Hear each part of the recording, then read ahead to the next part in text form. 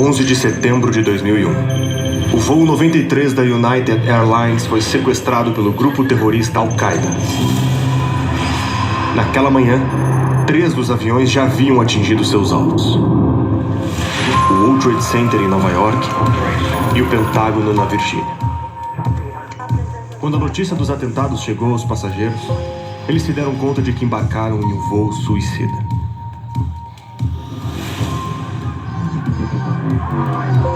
Não se sabe qual era o alvo do avião, mas iam em direção ao centro do poder americano: o Capitólio e a Casa Branca.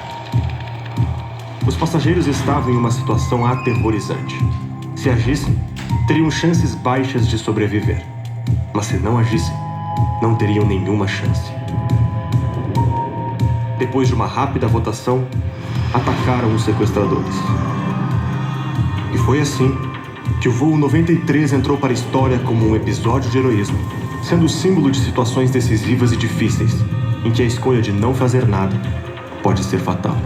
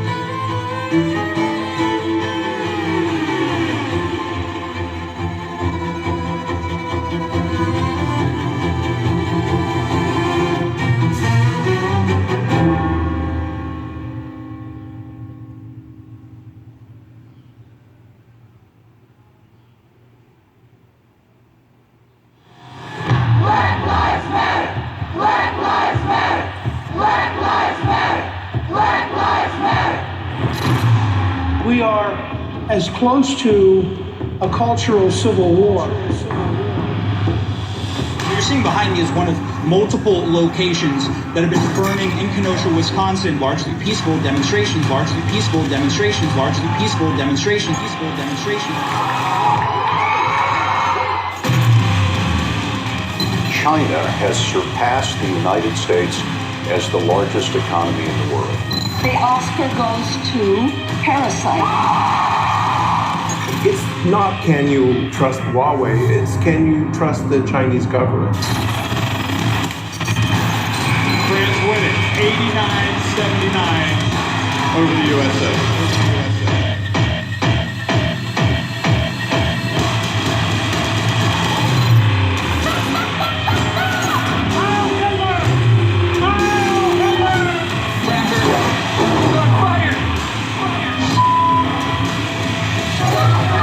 The age of American exceptionalism is coming to an end.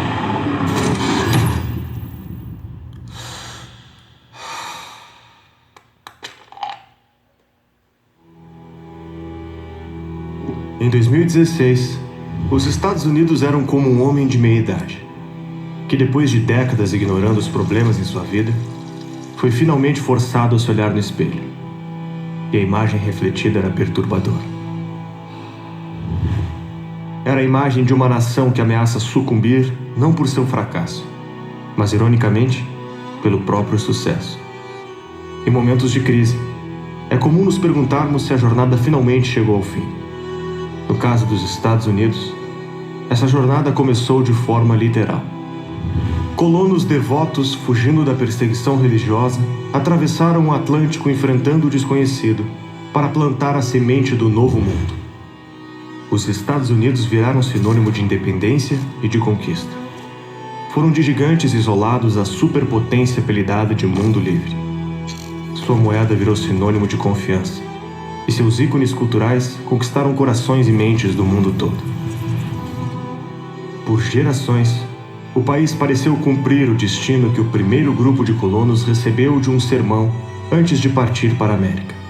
that we shall be as a city upon a hill. They shared his vision for America as a shining city upon a hill. Shining city upon a hill. A cidade luminosa, no topo da colina, vista pelo mundo todo, foi o destino dos Estados Unidos. Foi uma jornada de sucessos espantosos e decepções amargas, em que a euforia e o otimismo aos poucos deram lugar ao sentimento de culpa e desconfiança. At what point, then, is the approach of danger to be expected? I answer, if it ever reach us, it must spring up amongst us. If destruction be our lot, we must ourselves be its author and finisher. As a nation of free men, we must live through all time, or die by suicide. As palavras de Lincoln foram proféticas. Em meio ao caos interno e aos desafios externos, os Estados Unidos sofrem a maior crise de identidade de toda a sua história. E se vêem diante da angustiante possibilidade de que o longo século americano pode estar chegando ao fim. Ao longo da história, nações recorrem a dois mecanismos para lidar com suas grandes crises: a guerra e o voto. Os Estados Unidos conhecem bem as duas opções. Foram fundados sobre uma revolução armada e uma devoção à sua Constituição e à sua República. Dos Estados Confederados que votaram para se separar da União, aos passageiros do voo 93 que votaram para impedir os terroristas, a democracia sempre esteve presente nos grandes momentos do povo americano.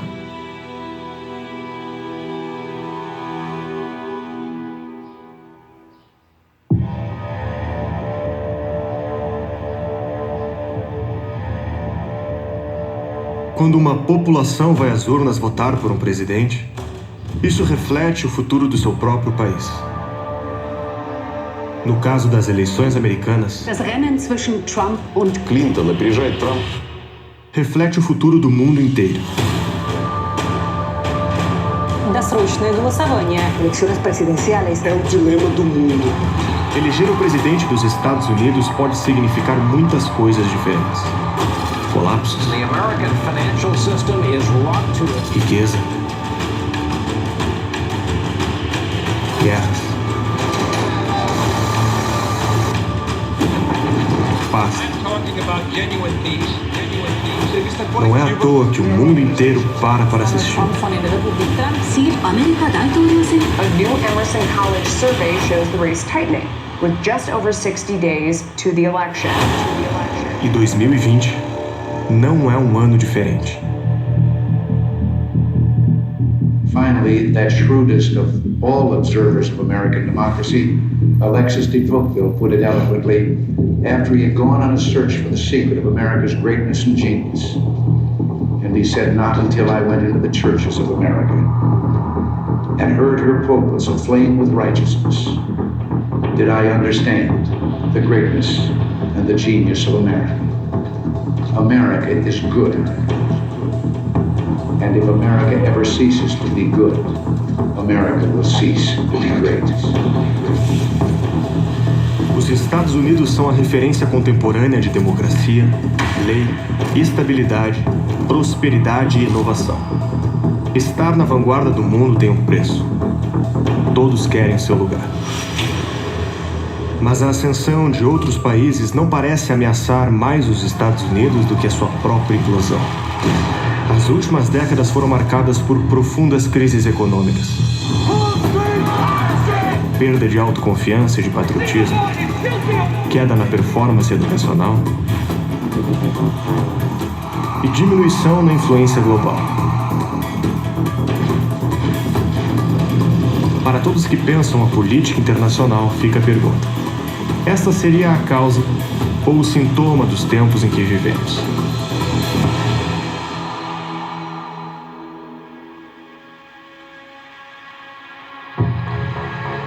There's no next election.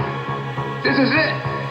There's no more time for us left to revive our great country. The country's falling apart, and that's just not spiritually or psychically. I mean, We're living on credit again. That's like a cancer on our country. We may have lost our last chance to actually save the country from long-term fiscal chaos. It's not just in race, it's in everything.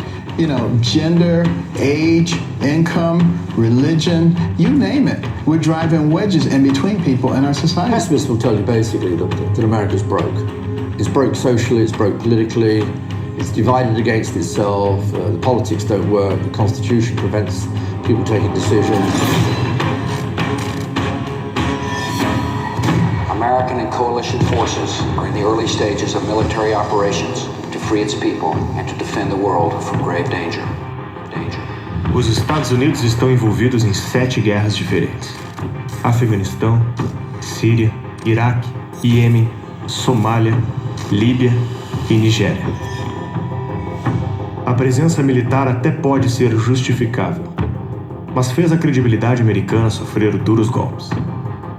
As campanhas que prometiam a paz desembocaram em guerras nebulosas e insatisfatórias, que aparentavam trazer cada vez mais instabilidade. عائلتي يعني أكثر من 14 15 شخص معدوم. كنت فرحان بشكل يعني دخلوا الأمريكان وخلصونا من النظام وصدام الباقي. قتل صدام بس ما شفنا في هاي الحكومة. راح صدام وقال هل صدام.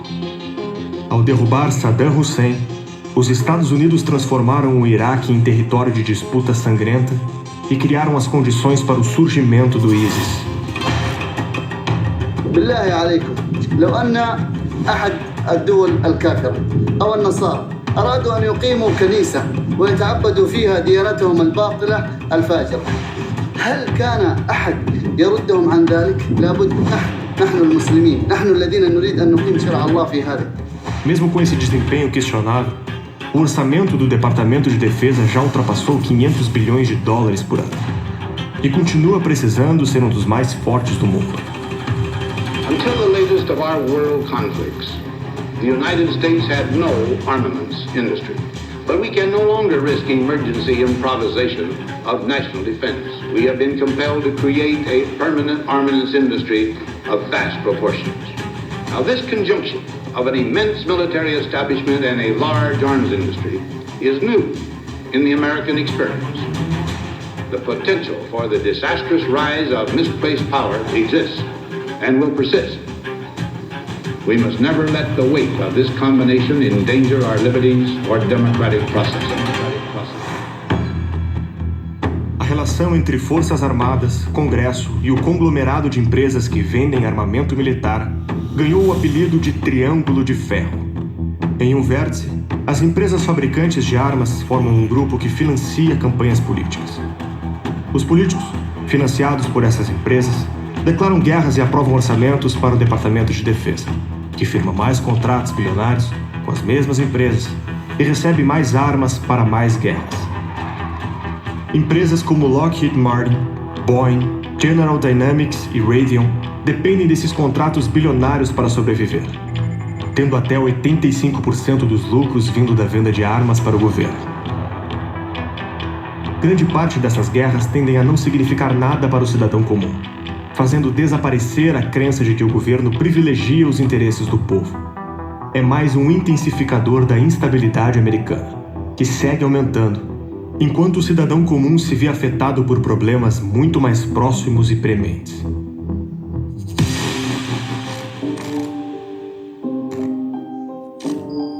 The power of even the smallest touch of fentanyl shown in this video. Watch as a Bartlesville police officer wearing protective gloves is packing up drug evidence believed to be laced with fentanyl when he slowly starts to collapse.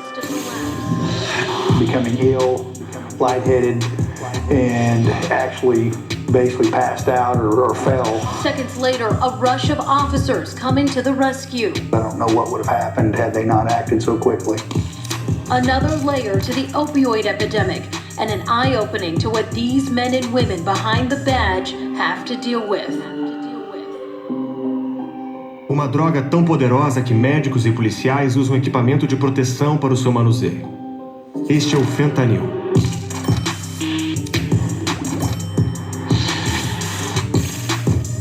Causador da crise de saúde mais grave que os Estados Unidos já enfrentaram.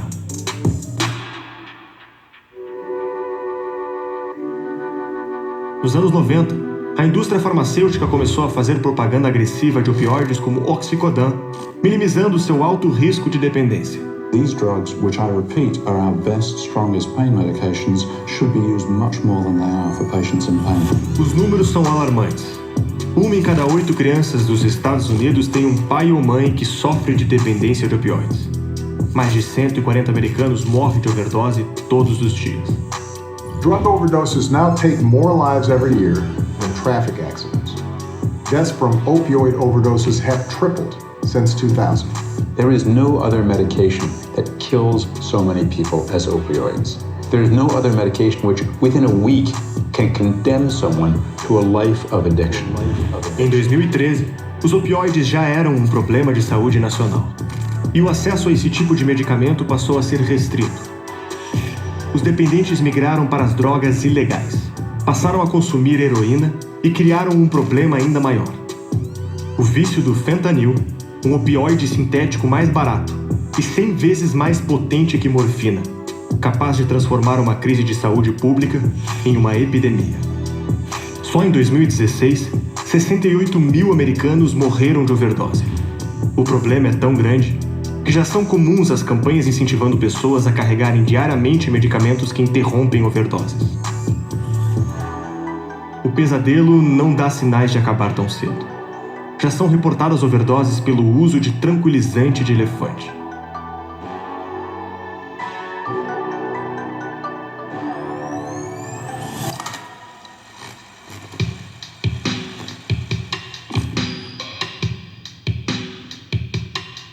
Muitos jovens americanos olham com ressentimento e frustração para o passado, ao lembrar que seus pais, na mesma faixa etária, já tinham começado suas famílias, comprado suas casas e carros e ainda economizado por uma aposentadoria confortável.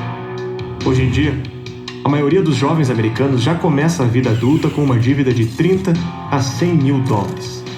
Essa dívida é contraída para financiar a universidade, mas a vida real não garante que ao final do curso o diploma significa um bom emprego.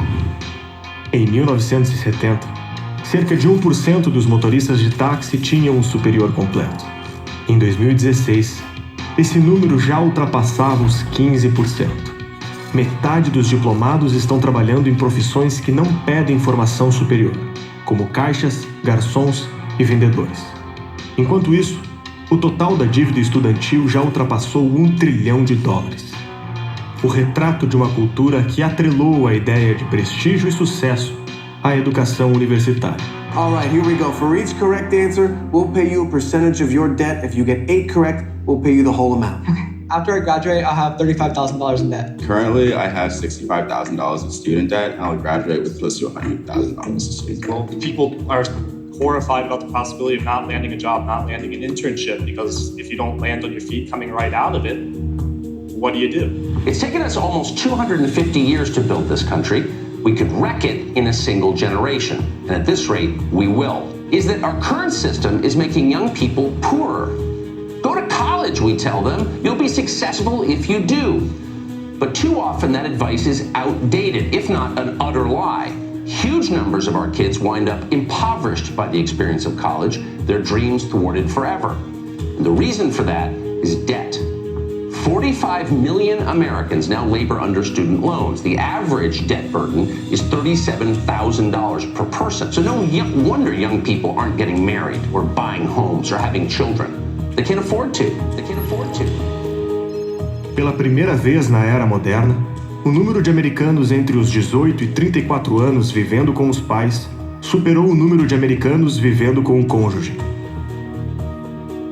Conforme a vida conjugal vai desaparecendo, um número cada vez maior de jovens americanos começa a vender fotos e vídeos eróticos na internet, capitalizando o próprio corpo em serviços de assinatura.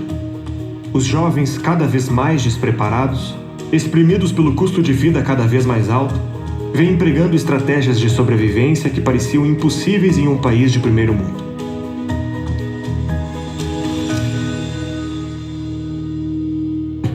What is not recovering in this economy is wages. A majority of U.S. workers have experienced a decade of flat wages, according to new research by the left-leaning Economic Policy Institute. It found the median weekly wage last year was $768. That's the same as 12 years earlier when adjusted for inflation. Over that same period, wages fell for 70% of workers. Economists place much of the blame on a labor market that hasn't recovered from the Great Recession. A economia americana dá ao observador a ideia de estabilidade e prosperidade contínua. Quando olhamos para o PIB, os Estados Unidos ainda são líderes no mercado global. É comum esquecer que grandes índices econômicos são formados por pequenas decisões individuais.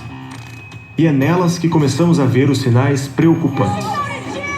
A tendência de privilegiar operações financeiras arriscadas ficou evidente durante a crise das .com em 2001 e a crise das subprimes em 2008. Essas operações não demoram a cobrar seu preço em desemprego, endividamento e falências, e arrastaram a economia americana para a recessão econômica mais severa desde a Grande Depressão de 29, fazendo com que milhões de pessoas perdessem suas economias, seus empregos e suas casas. Those protests against Wall Street continue to grow across the country today. Here in New York, thousands of demonstrators descended on the financial district. Occupy Wall Street was a social movement against income inequality, corporate greed, and the influence of big business in politics. Nos últimos 4 meses de 2008, 2.600.000 empregos foram extintos no país. Em vez de enfrentar a crise, os Estados Unidos a colocaram na gaveta e dobraram a aposta. After they did the dot-com bubble and that burst, and they reinflated it with the real estate and credit crisis bubble, and then when that burst, now they've created the bubble of all bubbles. And it's not only the United States, this is a global bubble. They're all into it. It's called the bailout bubble. Hey, the economy's going down, recession's setting in, sales don't look good, exports soft, need more money? How about, we'll call it stimulus package. Os índices econômicos contam apenas uma parte da história, deixando de lado os problemas de infraestrutura que começam a dificultar a recuperação do país. America's infrastructure gets a near-failing grade. The American Society of Civil Engineers assigned our nation's roads, bridges, levees, and other infrastructures a grade of D+. That's the same grade as 4 years ago. Uma infraestrutura ineficiente